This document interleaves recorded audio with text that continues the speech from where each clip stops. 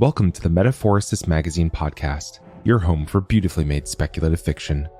The magazine is edited by B. Morris Allen, and I'm your host, Matt Gomez.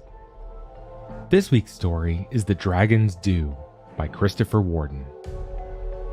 Chris Warden is a native of California. He is married to Jane Warden. They have 2 adult children. Chris graduated from UC Berkeley with a degree in philosophy. He has worked as a web developer, computer programmer, game designer, and UX developer. He enjoys body surfing, bodyboarding, and ocean swimming. He spends an inordinate amount of time in the ocean, but has still not figured out how to breathe underwater. Find him online at www.chriswar.com. That's CRISWAR.com.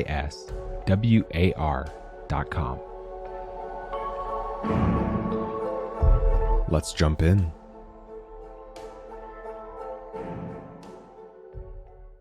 The dragon dove out of the sky, claws extended, ready to strike.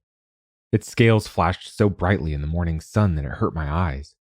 As it landed, claws still out, jaws agape, I wondered if it might grab me. Pinned by its claws, its fangs would rip me in two with ease.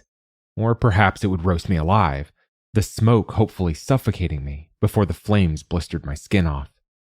Either way, it would be a serious violation of the rules. The dragon had size and strength, fangs and claws, fire and flight. I had the rules. That, and my brains. It hardly seemed enough. Fortunately, dragons are not fools, unlike many of the people I work for. True, it wanted to eat me, but one human cannot feed a dragon. One human is an appetizer. Dragons need lots of people, a whole kingdom of people, or in this case, a duchy. But even a duchy is not enough. If a dragon hunts any area at will, it will deplete the human population in a matter of months. After that, it must move on, often into another dragon's territory, which means they fight. That causes huge fires and massive destruction. It's a nightmare, with towns and farmland destroyed. Chaos, exodus, and plague, things that neither dragons nor people want. Hunter and prey both need a more stable solution. That's where I come in. The dragon settled down on the hillside slightly above me. It had claimed the higher ground, always a shrewd tactic. It stretched its great wings once, almost like a yawn, then curled its tail around its massive frame and settled its head upon the ground. It peered at me, and I could see my reflection in its eyes. I smiled, took a breath, and began my spiel. "An honor to make your acquaintance," I said, bowing. I always bow at the start. Dragons, like nobles, like it. "As you know," I said, trying to appear calm, "I am here representing the local duke to negotiate a 4-year contract regarding your food supply." I've personally never liked the term food supply, but the other options are even less appetizing. Human death toll is too prejudicial, deliveries too commercial, bounty too bucolic, morsels too light-hearted, and quota too antiseptic. The dragon said nothing to my opening. It was still eyeing me, making me feel like a leg of juicy, spit-roasted lamb. Had I misjudged the situation? Would it just eat me? Yes, there would be repercussions for such an act, but that would be little comfort to me as I was being digested in its stomach. I swallowed hard. The dragon was intimidating me, trying to unnerve me. Best to just continue. Like all contracts, the agreement we reach will require both parties to make certain sacrifices. I always like to get that word in, sacrifice. It reminds the dragon that lives are at stake.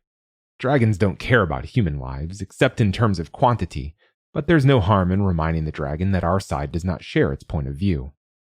It spoke then. Its voice was distinctive. Most dragons have unpleasant voices, harsh, gravel-filled growls. Maybe it's all the fire coming out of their throats. This dragon had the voice of a tenor. "Virgins," it said. "I want virgins." "Virgins? You're a dragon, not a vampire," I said. "How could virginity make a difference to you?" "Sex makes human flesh taste sour," it said in its beautiful voice. It almost sounded like a castrato. I wondered if it had something to do with its request, but I wasn't about to ask. Never piss off the dragon is the first unwritten rule of my guild. Then it dawned on me. It didn't want virgins, it wanted young people, tender and succulent like veal. But it knew that that would look bad, would cause an uproar, hence the virgin request. Because for some insane reason, that was actually more palatable. I almost smiled, but I didn't want to tip my hand. You know, I said in an innocent tone, there's a convent nearby. Lots of nuns. I'm sure they are all virgins, probably eager to be martyrs. I can arrange for a good number of them to come to you. The dragon growled at that, and I allowed myself a smile at the growl. We both knew that most of the nuns were crones, not the tender meat it was hoping for. And so it was struck by its own lance, or perhaps burned by its own breath. More importantly, it was something I could leverage. The dragon glowered at me for a bit, then hissed out 2 words. No nuns. Well, I said, if you insist on excluding nuns, it means the total number of victims will have to go down. Fair's fair, I said. I think it almost sighed then. How much? It asked. And so we began to haggle over the nun exclusion. The negotiations had begun.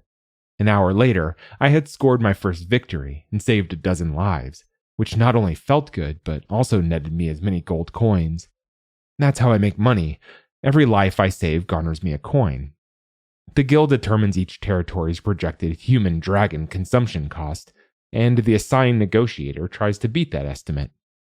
I know it sounds cold-blooded, but in my line of work, you have to be willing to sell lives to save lives. It's like being a general who needs to take a hill. You know it will cost a certain number of soldiers. You want to make it the smallest number, but it's still going to cost. I have yet to see your credentials, the dragon said. It was trying to change the subject and get on new footing. Always a good idea when you've had a setback. I bowed again and showed my letters of accreditation. My name, Edwin Skane, was emblazoned upon a long vellum scroll in gold ink. The appendices showed a record I was proud of. Negotiated settlements with a dozen dragons. My curriculum vitae listed my publications in the Journal of Dragon Dealings. I wondered if this dragon had, perhaps in preparation, read any of my writings. Though the guild frowned upon it, it was well known that dragons read the journal. Some were so bold as to subscribe. The negotiations with this dragon, who is named Bloodwind, yes, they always have names like that, were grueling. Throughout, its belly rumbled louder and louder. Near the end, it was like a kettle drum beating a march. That was good. It made Bloodwind eager to conclude the deal. It made me fairly eager also. We had left the hillside and were working in its lair, a many-chambered cave it called Dire Skull. And yes, they always name their lairs like that too. After 3 weeks of haggling, we were ready to lock it up. 1,800 souls, many taken from local orphanages, to be delivered monthly over 4 years. The orphanage was a brilliant stroke on my part. Young people no one minded parting with. Their inclusion let me shave almost 500 lives off the deal. I told myself that many of those orphans would have died anyway. The fate of orphans in our modern age is, at best, perilous. At least this way, their deaths would save lives. A rationalization, I suppose, but in my line of work, there's a lot of that. As I tallied the final numbers, I realized this negotiation was a great success. Of course, I would get no thanks. When a general wins a battle, he's praised. In my case, I'd be called ghoul, parasite, leech, traitor. Not to my face, but behind my back. I would be lumped with the dragon as another monster. It doesn't bother me. Like the dragon, I've grown a tough hide. I'm used to the looks of anger and resentment when I ride into a town. I'm used to eating alone and being served at the back of a hall. I knew what the locals thought about my kind. But I also knew that this deal was saving lives. In terms of the greater good, this was an excellent arrangement. Between the nuns and the orphans, Nerbleville was getting off light. So I was pleased, even proud of this contract. Then disaster showed up. Disaster was 6'10", clad in heavy armor, sitting on the biggest horse imaginable. Disaster was named Sir Granger Goodwin of the Strong Arm. He was blond and blue-eyed and handsome, and he was here to slay the dragon. Just one look at him, and I knew that half the duchy would think he could do it, too. I was sitting outside at a tavern, alone as usual, enjoying a well-earned celebratory ale when the knight rode in. He went straight to the town square, followed by his squire, a skinny kid on a mule. Sir Goodwin stood up in his stirrups and made him look like a giant. The squire pulled out a bugle and blew it until a crowd had formed. "People of Nerble," Sir Goodwin shouted, "I have come to deliver you from evil. I have come to slay the dragon." He swung up his lance. I smiled at that. The symbolism was too much. "My lance will pierce the dragon's heart. My aim will be guided by God. All I ask in return are your prayers. Strengthened by your faith, I cannot fail." He was either a terrific liar, a lunatic, or both. As the crowd grew thicker, Goodwin's description of the slaying of Bloodwind grew more and more ludicrous. I grew more and more nervous. Fortunately, Duke Nerble arrived. I was relieved to see that Nerble also looked nervous. Nerble was a pragmatic politician. He'd gained his title not by war, but by deft scheming, buying land and shaving coins. He was of the breed of nobility who lived by trade, not sword. Nerble's father had been a pig farmer. The Duke was so modern as to be proud of his father's lowly past. A sow decorated his coat of arms. Goodwin, on the other hand, was clearly from an ancient line of warriors. Despite their differences, the two nobles, astride their horses, leaned towards each other and began to quietly murmur to one another. After a brief exchange, Sir Goodwin turned back to the crowd. "People of Nerble, I go now to take counsel with your duke. Soon the dragon shall be destroyed. Soon we shall all be rejoicing. Have faith." Then the whole lot of them, knight, duke, squire, and guards, rode off to the castle. I followed. I was on foot, so getting to the duke's castle took me much longer. Don't imagine some gray fortress when I say castle. The duke had built a chateau. On arrival, I was taken to the duke's library, a sad collection of worm-eaten books. It had only 3 pristine sections, one on pig farming, one on pastry making, and the third, hidden by a false shelf, was made up of cheap erotica, mixed with well-thumbed manuals on poisons and soporifics. I'd heard rumors of local maidens disappearing, only to reappear days later with no memory of what had happened to them. The peasants said it was vampires. My contacts in the Undead Umbrage Union had assured me Nerbleville was vampire-free. Here was the actual answer. Despite my regular dealings with the horrors of my trade, I shuddered. To help take my mind off the matter and help pass the time, I took out one of the pig books. I did not have to wait long. The Duke came in both smiling and sweating. He looked like a combination of the types of books he kept, a pig eating an eclair stuffed with a filling of hidden toxic obscenity. "Good news," he said with an enthusiasm that might have been directed at a piglet about to be slaughtered, a cream puff devoured, or a maiden. Well, you get the idea. "What news, my lord?" I said in as neutral a tone as I could muster. "Sir Goodwin will slay the dragon in the morning." I nearly laughed, but instead coughed hard. Never piss off the nobles is the second rule of my guild. I stood up and bowed. I had to be careful here. As with dragons, noblemen must be dealt with gingerly. The two have much in common: power, irritability, not to mention terrible breath. This was certainly the case with Duke Nerble, especially the breath. "In that case, my services are no longer required," I said. The Duke looked surprised. "Sir Goodwin thought you might object," he said. "Object? What would be the point? I will, however, leave your duchy immediately." "But you'll miss the victory feast," the Duke said. "Victory feast?" I asked. "Yes," he said. "I am told dragon meat is a fine repast, wonderful in meat pies." I wanted to point out that the business at hand was less like baking pastries and more like making sausage, but I doubted he would get my point. No one actually knows what dragon tastes like, my lord, I said. No one has ever slain a dragon. So, you do doubt Sir Goodwin? He told me you would cast doubt upon his valor. I am sure he is most valorous, but the dragon is large, fierce, and scaled. It breathes fire and flies. I'm not sure that valor will win over all that. And after the battle, the dragon's wrath will be great. You assume Sir Goodwin will fail, the Duke said. A safe assumption, I said.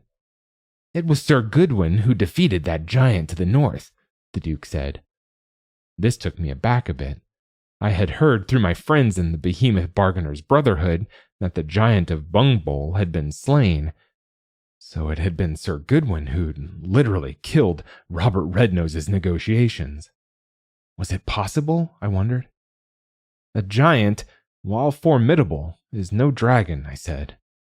Sir Goodwin has slain a dragon, the Duke said triumphantly.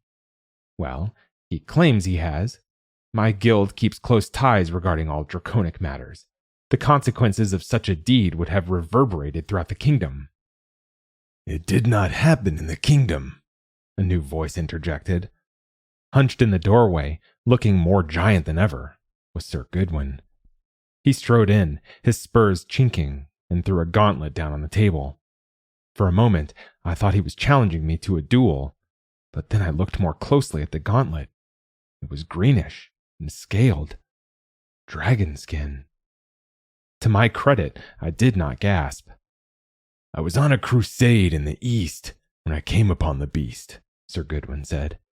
His face lost all expression, his voice distant and hushed as if he were telling a holy parable, though one involving massive bloodshed. Go on, the Duke said. Tell him. The knight nodded. He needed no encouragement. To be fair, Sir Goodwin said, it was old even for a dragon. So perhaps not as formidable as the beast I will slay tomorrow, but it was a dragon. I rode away at first, then spun and charged. Before it could react, I struck. My lance found its heart. No doubt God was with me that day. I skinned it and made these gloves and a gambeson for myself and my steed. They resist all fire. The flames of dragons cannot touch me. Tell him about the blood, the Duke blurted. Sir Goodwin smiled. After I slew the dragon, I cut out its heart and drank its lifeblood. Since then, I have been blessed with remarkable strength of limb. The Duke tittered. Nerble was like a love-smitten maiden, or a bully's toady. The Duke pulled out a piece of twisted metal from his purse and threw it down next to the gauntlet. It was, or rather had been, a horseshoe. It was now nearly straight. Sir Goodwin picked it up and twisted it back into a U shape. It was like watching a child bend a green willow reed. The Duke clapped his hands in delight. My blood ran cold. It was worse than I had thought. Sir Goodwin wasn't just some oversized lunatic. He was the authentic item, an actual slayer of dragons, a figure from legend, a hero. There is nothing, and I mean nothing, more dangerous than a hero. They bring ruin and disaster. There are whole guild treatises written about how to deal with heroes, all of them useless. I had been fearful before. Now, I was near panic, but I kept my face motionless. Remarkable, I said. You are to be commended, good Sir Knight. Sir Goodwin beamed. I go now to pray in the Duke's chapel. I will keep vigil there and take midnight mass. On the morrow, with my soul refreshed, I will kill the dragon. He turned and left, spurs still clinking. When I could no longer hear the jingling of his spurs, I turned to the Duke. Before I could speak, the Duke cut me off. I will not hear any attacks against that man, he said. I paused. I couldn't stop Sir Goodwin by myself. Dragons I could handle, but a hero? I would need help. I would need the Duke. I smiled and again bowed. Well, I had best be on my way then. I need to be far away from here, I said. You still think he will lose? The Duke exclaimed. No, he will win, but it doesn't matter. It will not be safe here, I said. But once the dragon is dead, all will be safe. Do you recall a certain peasant uprising in Marco? I asked. Yes, some serfs killed their lord Marco and declared themselves free, the Duke snorted. What happened? I asked. The king called us to action. I sent 100 men. And the peasants? Hung from trees, drawn and quartered, the Duke said with a warm smile. An example was made. Of course, the Duke said.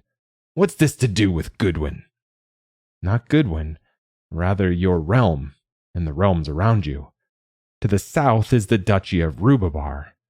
My guild sister, Olga Oakenboard, negotiated a contract between Duke Rubabar and Bone Melter 7 years ago. Bone Melter? The Duke asked. The dragon that occupies Rubabar's lands, I said. What is it about these dragons and their names? The Duke exclaimed. I know, I said. Does it actually melt bones? Frequently, and with great relish, I replied. Why? Something about the marrow. Egads, the Duke said. He looked at me with disgust, as if I were the one melting bones. Why are you bringing up Rubabar's dragon? Nurble asked. For the same reason I bring up your eastern neighbor, Baron Horgirth, and his dragon, Skull Spitter. Skull Spitter? The Duke said. Does it actually spit out? The Duke pointed to his own head rather than finish the question. With great accuracy, I replied. Can you guess what lies to the west? I would hazard another dragon, he replied smartly. 2, actually, I said. A mated pair. Firefart and its mate, Spiff, the sunblocker. Well, I know there's no dragon to the north, the Duke said as if this proved something. It's too cold. That is why a giant was there, I said. So that's why the Baron Bungbole never has to hire your lot. Seems unfair. Indeed, he is blessed, I said, not bothering to point out that the Baron could barely grow enough crops to feed himself or his people, let alone giants. Why are you telling me about all these other dragons? They are not my concern. Bloodwind is the problem. They are not your concern now, I said. But what happens when these other dragons learn that Bloodwind's been killed?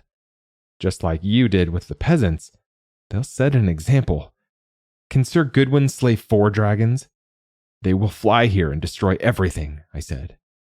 The Duke's lower lip quivered a bit, but he swallowed hard. Nonsense, he said. You talk as if they were men. They are beasts. Beasts who can negotiate a contract, sign one with a tail dipped in ink, tally peasants delivered, read a manifest.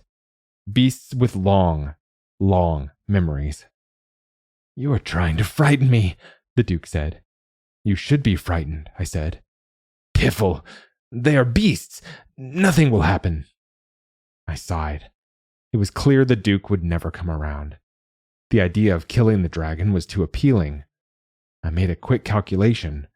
I should be safe if I bought a horse and rode to the north immediately. It would be tight but manageable. I did not move. At first, I thought that my pride kept me there, or perhaps fear of the damage to my reputation. What else could it be? Why should I care about the people of Nurble? They didn't care about me. All I got from them were looks of suspicion, even hate. They called me dragon lover, ghoul, flesh trader. But that didn't mean they deserved death. I've seen what happens when you rebel against a dragon. Burned bodies and wrecked buildings, stones cracked and iron melted, ash stretching for miles, pools of poison and acid where once lay fields and ponds. I looked at the Duke. He didn't know. He didn't understand dragons. He only understood his world, the world of nobles. Perhaps that was the answer. Fine, I said. Let's speak of more practical matters. How was Sir Goodwin rewarded for slaying that giant? Betrothed to the Bungbole's daughter, the Duke replied. Isn't there a rivalry between you and Bungbole? A dispute over farmland? What of it? The Duke asked. Why would the future son-in-law of your rival aid you? He seeks glory, the Duke said. Indeed, after he slays the dragon, your peasants will cheer him. How do you feel about the next Baron of Bungbole being idolized by your subjects? I asked. Finally, the Duke looked afraid. You think Sir Goodwin plans to overthrow me? He asked. Sir Goodwin is a genuinely noble soul, but his future father-in-law, the good Baron, you know him well. What kind of man is he? I knew the answer. A treacherous bastard, just like Nurble. The Duke sank into his chair. He resembled a deflated pig bladder. I am lost, he said. I smiled. We must stop Goodwin, I said. How? The Duke asked. Poison? I asked. The Duke's eye glanced toward the hidden bookshelf. Such an act would be ignoble, the Duke said softly. Agreed, I said. And with that dragon blood in him, he might resist the poison. Besides, he is fasting. The only medium would be the holy wine he takes at Mass. To poison sacramental wine would be a grave sin, the Duke said. His tone was more thoughtful than shocked. An unthinkable act, I replied. I looked down at the table where the glove still rested. I picked up the glove and waved it triumphantly. I have the answer, I said. What? The glove? Can we use it against Goodwin somehow? The Duke asked. He snatched the glove from me and began examining it. You misunderstand. I can show the glove to the dragon, explain the danger. If the dragon knows beforehand that the knight is fireproof and preternaturally strong, it can fight him on its own terms. Fly up and drop boulders on him or something. True, Goodwin will die, but at least he'll die a hero's death, and my warning will allow me to ask for a further reduction in our offering. And you will reap even more gold, the Duke said, giving me a speculative look. I'm willing to refund the addition to you, I said. The Duke looked skeptical. A dragon negotiator willing to take a cut in commission? It's unheard of, the Duke said. Like everyone, the Duke assumed I was only in it for the money. Never mind the burned bodies and wrecked towers that would come if we didn't stop the night. No one ever understands until it's too late. Consider it a further incentive. I prefer to continue dealing with you rather than Baron Bungbole, I lied. He's a northern bumpkin. You are sophisticated. Besides, after this, I'll have such a good rapport with Bloodwind that future dealings will be much easier, far more lucrative. I'm willing to set aside profit today for greater profit tomorrow. The Duke smiled at the explanation.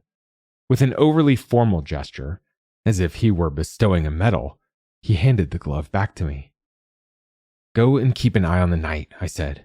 Keep him occupied in prayer, and I will go to the dragon. Duke Nurble sighed. Well, I suppose we have no choice. Such a shame, the Duke said, shaking his head. A ruler must make difficult choices, I said. You must protect yourself and your kingdom above all else. It's for the greater good, for your subjects and heirs. Yes, I must think of my heirs, the Duke answered. Again, his tone was thoughtful, which should have alerted me. Sighing one last time, he heaved himself up and departed. I waited, collecting my thoughts, formulating how I should approach the dragon. Then I made my way out of the library and towards the courtyard and the gate. It was evening. The castle walls cast long shadows. In the shadows, I saw movement. Lank, helmeted figures were following me. I picked up my pace. My companions did also. Ahead, two came into view, crossing their halberds to make a barricade. Behind me, I heard movement. I spun and saw one of the Duke's guards lunging for me, a club in hand. I dodged one blow, but another guard came forward. Then another. They raised their clubs. I tried to run, but they had me surrounded. The clubs came down. Darkness engulfed me. I woke in a dungeon, my head aching. I was in chains, and I could hear the slow drip of water. The Duke stood before me. "I take it you changed your mind," I said. "You were most convincing, especially regarding how my vassals would view Sir Goodwin. That's really what persuaded me that you were onto something," he said. "I am," I said. "It's not too late." "It was what you said about him being a hero. You see, Sir Goodwin is already a hero in the Count's land. He has already slain a giant there. So I suggested to Sir Goodwin that he break his engagement to the Count's daughter, and marry my daughter instead. She is prettier and her dowry larger." The good knight agreed. So now I, and not the Count, will have a hero as a son-in-law. A double hero once he kills the dragon. "The other dragons will not stand for it," I warned. "Tush, I doubt they will care, and if they do, then you can negotiate an agreement. You will stay here a few days so as not to interfere, and then I will release you." I thought of arguing, but realized it was pointless. I looked around. The walls were damp. The air felt cold. I felt a glimmer of hope, not for the Duke or his realm, but for myself. "This is a deep dungeon," I said. "Yes, we are far underground. Once there was a tower above. I had it torn down from my chateau, but I kept the underpinnings. I knew this dungeon would be useful. Make no trouble, or this place will be your tomb." Smiling, the Duke departed. I wondered how long he would be smiling. Carefully, I sat down. My head was still reeling from the clubs. I felt nauseous. Was it from my battered skull or my predicament? Or both? I couldn't tell. My mind went round in circles. I had misjudged the Duke. I had underestimated the knight. I was bad at reading people. Perhaps it was due to all my time dealing with dragons. Maybe it was because so many people viewed me as being on par with dragons, another creature feeding off human sacrifice. It had hardened me. I spent too much time drinking in taverns alone, celebrating my victories alone, instead of sharing what I had done with others, convincing them that what I did was for the best, despite how ugly and monstrous it seemed. I'd wallowed in self-pity. And now I would pay the price. I would die down here, unless this dungeon really was as deep and damp as I hoped it was. My guard was named Grugney. He was a dim-witted soul who thought nobles were on par with angels. Grugney told me that Sir Goodwin had triumphed. A great feast was taking place above, and the Duke, with tremendous largesse, had sent down a plate of roasted dragon meat. Out of professional courtesy, I did not eat it. Grugney thought me a fool and ate it himself. I'm not sure how much time passed, but after what seemed like days, I was awakened by the sound of rumbling. The ground shook. I heard distant screams. I knew that above me a great fire raged. Fortunately, the air down here was clean. Smoke rises, and I was underground. Eventually, Grugney came to my cell. His face was covered in tear-stained soot. "Dragons!" he cried. "The sky is full of dragons!" "Perhaps the Duke should send Sir Goodwin out," I said. "Goodwin is dead. They picked him up and dropped him from up high. Everything's on fire. You must come. You must stop them." I shook my head. There is no stopping them. Do you want to live, Grugney? "Yes, save me," Grugney cried. Finally, someone had said something sensible. "Open the door," I said. He did so. "Unchain me," I said. He did so. "Are there stores down here? Water and food?" I asked. "Yes." "Then we will wait it out," I said. Grugney stared at me in horror, but a look of resignation came to his face. He nodded in agreement and sat down on the floor in a hunch, hiding his face. Over the next 2 days, we heard many screams, explosions, and roars. They must have been very loud to reach down here. It was rough on poor Grugney.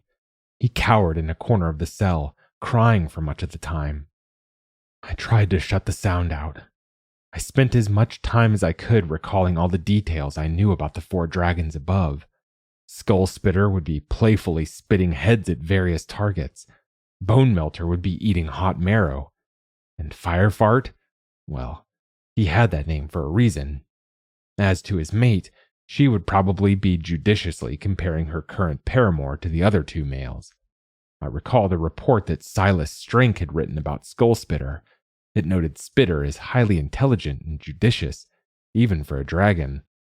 The report described him as copper in color. As for Bone Melter, I had heard that he was scarred from fights with other dragons. He had a bad reputation in the guild. There was little information on the mated pair. Hopefully all 4 would be gone when we emerged. Eventually, there was silence. Was it over? We crawled up and out. Ruin greeted us. Grugney fell to his knees. The look on his face was a microcosm of horror. Tears streamed down his cheeks, and his mouth trembled. All his angels were dead. Then he fainted, which was probably for the best. If he was anything like me, he'd be over the worst of it when he woke. I had been about his age when my village had tried to rebel. I scouted ahead. It was as I expected. The Duchy of Nurble was no more. The town, the farms, the Duke's castle were destroyed. Sir Goodwin's lance was sticking upright atop a pile of rubble like a pole. Stuck upon it, like a flag at half-mast, was Sir Goodwin. I suspect the dragons had dropped him multiple times from the sky. His armor stopped fire. Falling was another matter. At the base of the lance was the Duke's body, burned to a crisp. He looked like a roasted pig. All around, I heard moans and cries. It was difficult to tell where the sounds came from until one realized they were coming from everywhere. Above, the sun was obscured, the sky full of smoke. I stumbled forward, making my way to a tall, smoke-obscured tower that was somehow still standing. Then, the tower moved. A low, rumbling noise, like a huge Catherine wheel being turned on chains, echoed around me. Wings emerged from the side of the tower, and I realized that the dragons had not left. An immense, fanged face, eyes shining with cunning and confidence, emerged from the smoke. To my left, I heard the padding of enormous feet. Another head appeared, peering down at me with dispassionate contempt. To my right, 2 more heads, necks tenderly intertwined, growled both amorously and hungrily. Like the Duke's lands, I was surrounded by dragons. The one ahead stared at me for a moment more, then began to open its mouth. I nearly froze, but willed myself to move. I bowed as best I could, flourishing my hands in supplication. "It is an honor to meet you, O illustrious spitter of skulls," I said, keeping my voice calm. Inwardly, I prayed that the report I had read on Skull Spitter's coloration was accurate. The dragon ahead, copper in color, paused in mid-breath, then cocked its head to one side. "Guild?" it growled. "Yes, I am Edwin of the Negotiators Guild, at your service." "I would think that a member of the guild would know better than to have allowed this," the dragon said. It was Skull Spitter. "Rest assured, I tried to prevent it. I was locked in the dungeon below this former keep by its owner." I pointed to the roasted pig. "The Duke would not listen to reason. He was going to have me executed for attempting to warn Bloodwind." "For that, your death will be swift," Skull Spitter said. I wanted to run. I wanted to scream. I even wanted to fight. How, I don't know, but I knew none of that would save me. I had to think, and think quickly. "Thank you," I said, bowing again. "I, of course, understand. It is a shame that the guild will not. They will view all of you with great distrust when they hear of this tragic incident. The circumstance will look most suspect. It appears you decided to carve up Bloodwind's territory for yourselves." "Nonsense," Skullspitter said. "Of course," I replied quickly. "But consider how ludicrous it will seem that a knight slew a dragon. No one will believe that a man," I pointed to Sir Goodwin's half-mast corpse, "slew the great Bloodwind." This gave Skullspitter pause. "It's stalling," the one to my right said. "Kill it and be done with it." As a trusted guild member, I could write a report explaining what happened. It would only be circulated among the upper leadership. This could all be kept quiet, something we all want. No one wants more incidents like this. To my left, Firefart spoke. "Aren't you that Edwin who wrote that piece on dragon counting systems in the Quarterly?" "I am, O great scaled one," I said. "I quite liked that," the dragon said.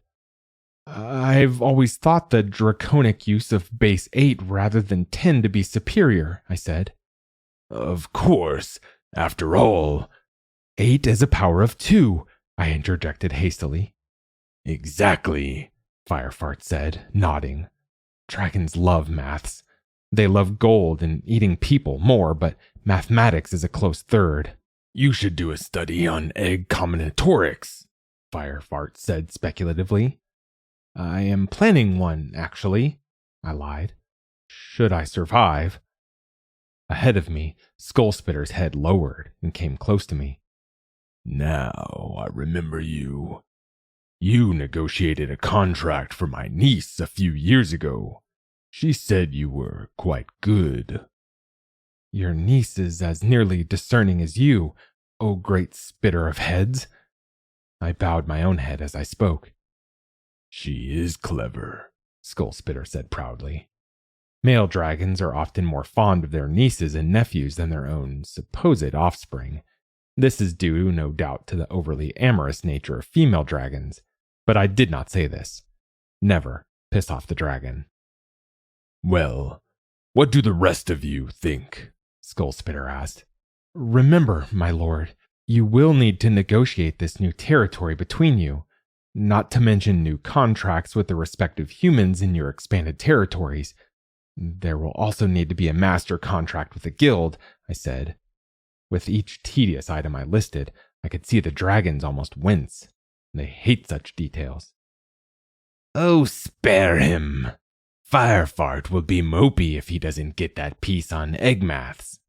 This came from Spiff, Firefart's mate. "Well, I want to melt his bones," Bone Melter said, not surprisingly. "You've been melting bones all day," Skullspitter said. "I'm with Sunblocker. He'll be useful." "I agree," Firefart said. "Very well," Bone Melter growled. With a great leap, he flew into the sky.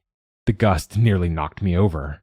"Remember to cover combinatorics of first-ordered egg pairs," Firefart said. "Farewell," Spiff said, more to Skullspitter than to me. "Well, little human, you're quite clever for one of your kind," Spitter said. I said nothing. Compliments from dragons are not always a welcome thing. The dragon continued. "You have your work cut out for you. Of course, you'll make quite a killing off this." A low chuckle came from Skullspitter's mouth. It was the first time I had ever heard a dragon laugh. "The only ones killing here are you and your kind," I said hotly. It simply leapt out of me. Skullspitter growled. I had violated the first rule. I had pissed off the dragon. Was I to die after all? Instead, the dragon raised his head high and roared. I nearly shot myself from the sound. My head, still recovering from those mace blows, was instantly splitting. "Even you don't understand," Spitter said. "You humans need us. You may hate us, but trust me, the world would be a real horror show without us dragons around to keep your kind in check. These warrens of yours would get bigger and bigger. Pretty soon, you'd be living like rats, and you'd ruin the land, breeding like crazy. You think this is bad? It swept one wing over the surrounding ruin. This is nothing to what the world would look like if your kind was in charge. No, you're far too dangerous to go unchecked. Without us, you'd become real monsters. Then he laughed again, and with a great leap, he flew straight up and disappeared into the smoke. I knew he would be home soon, curled up and dreaming dragon dreams in his warren, which was undoubtedly called Death Cap or Fear Spike or some other ridiculous name. I sat down on a pile of rocks and began to plan. There was a lot to do. Reports to write, proposals to draft. I wanted to get started, but I stopped. I could hear the cries of the survivors. Someone would have to find the able-bodied, organize them, gather food and water, build shelters. The convent had probably been spared. I could get word to the nuns. It was work that would be profitless, maybe even thankless, but it would have to come first. After all, they were my people. Anything else was too monstrous to consider. That was The Dragon's Due by Christopher Warden. Thanks for listening. If you enjoyed this episode, we'd love it if you'd leave us a 5-star review on Apple Podcasts, Spotify, or whatever platform you listen to us on. Or, better yet, share the magazine and podcast with a friend. If you'd like to listen to more speculative fiction, visit us online at magazine.metaphorosis.com or on Twitter at MetaphorosisMag.